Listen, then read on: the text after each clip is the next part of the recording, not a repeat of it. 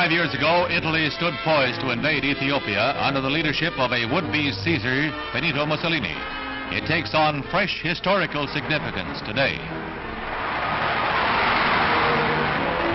Il Duce's intentions were clear, and in Geneva, the League of Nations met to consider the plight of the small African kingdom, then one of only 2 independent nations on the Dark Continent.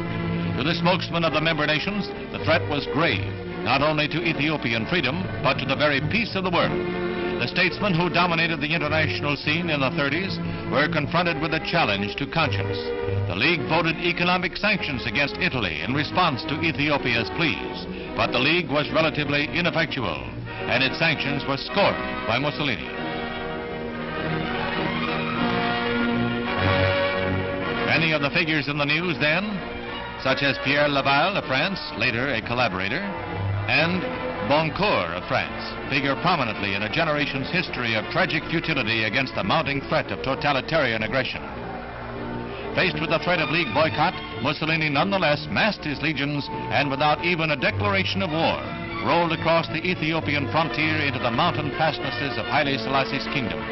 The most highly mobilized war machine of the day was on the move.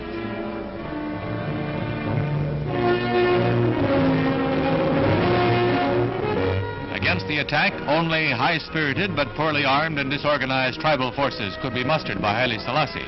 A gallant but foredoomed struggle was in the offing.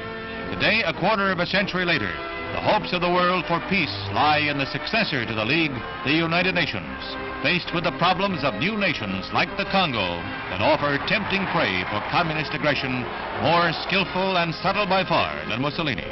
One of history's tragedies of the 30s is vivid in memory. Whether to be repeated on even greater scale or to be avoided is a question still in the balance.